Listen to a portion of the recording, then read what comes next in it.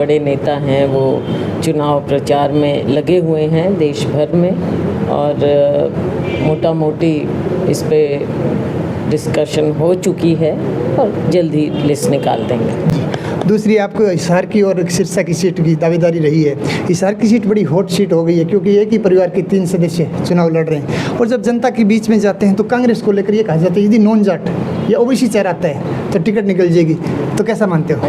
देखो, चर्चाएं होती हैं, हर तरह की चर्चाएं होती हैं, लेकिन अब पार्टी सभी पहलुओं को देखते हुए फैसला करेगी और जो भी फैसला होगा वो सबके सामने आ जाएगा। बड़े केंद्रीय मंत्री आपके परिवार में वापसी की चौधरी वीरेंद्र सिंह ने 10 साल में बीजेपी में रहे, लेकिन जब जनता के बीच जाते हैं सर्वे करते तो एक बात साफ निकल के आती है कि वीरेंद्र सिंह जी ने 10 साल मलाई खाई और इस बार कांग्रेस मजबूत है तो अपने बेटे के लिए टिकट मांग रहे हिसार से, तो वहाँ पे आपको कहीं लग रहा कि प्लस है माइनस? ये मलाई खाना और इस तरह की भाषा का प्रयोग मैं कभी किसी के बारे में भी पसंद नहीं करती हूँ, विपक्ष के बारे में भी हम पसंद नहीं करते। और जो वीरेंद्र सिंह जी तो हमारे कांग्रेस के स्तंभ रहे हैं और वापस पार्टी में आए हैं।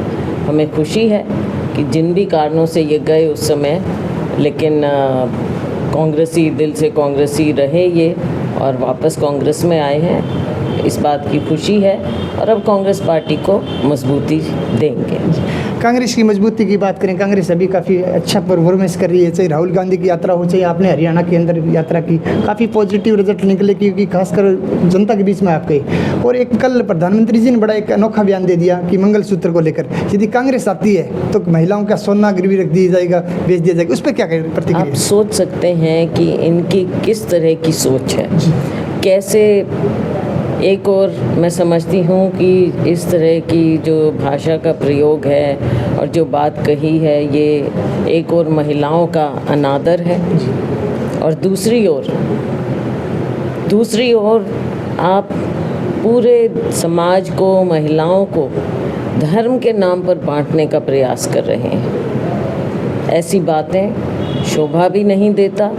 एक ओहदे पर माननीय प्रधानमंत्री जी हैं और उनकी बात को इसी बात से सुना जाता है कि वो देश के प्रधानमंत्री हैं, लेकिन जब वो ऐसी बात करते हैं तो पद की गरिमा भी जाती है और देश को एक रखने का जो सबका संकल्प और संविधान सभी को एक समान मानता है, आप उस पर भी ठेस पहुंचा रहे हैं। और हमारा देश हमेशा से सबका देश रहा है और हमारी संस्कृति इस तरह की बात को कभी स्वीकार नहीं करती कि अपने मन की ज़्यादा उम्मीदें, महत्वाकांक्षाएं होती हैं, कभी दूसरी तरफ से दबाव भी होता है। आपने देखा कितने लोग तो कभी ईडी का दबाव, कभी आईटी का दबाव, और इन खिलाड़ियों के बारे में मैं ये तो नहीं कहूँगी, लेकिन या तो कोई अलग तरह का प्रयास किया गया है क्योंकि खिलाड़ियों के साथ जो दुर्व्यवहार भी हुआ और इनको जो इंसाफ भी नहीं मिला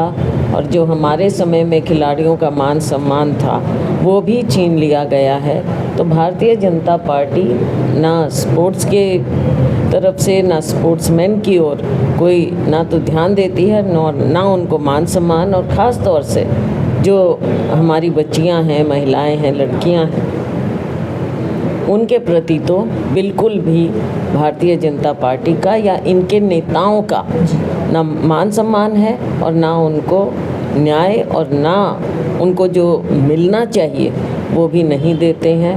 कहाँ से हमारे बच्चे, हमारी बच्चियाँ जो दुनिया भर में जा कर इतना संघर्ष करके, नॉर्मल घरों के बच्चे हैं ये, इतना संघर्ष करते हैं, उनके माँ बाप भी करते हैं, दुनिया में नाम कमाते हैं और अपने देश में जब वापस आते हैं, मेडल लेकर आते हैं, तब एक दिन तो फ़ोटो खिंचवा ली जाती हैं इनके साथ, लेकिन बाद में जो इनका हाल बेहाल किया जाता है, ये एक शर्म की बात है भारतीय जनता पार्टी, इनके नेताओं और इनकी सरकार के में जो लोग हैं, या हिंदुओं में भी या मुसलमान में भी या किसी और भी जो धर्म, जाति या किसी भी प्रकार से, क्या आप उनको इस बात पर बांटोगे कि किसके कितने बच्चे हैं या कौन क्या पहन रहा है?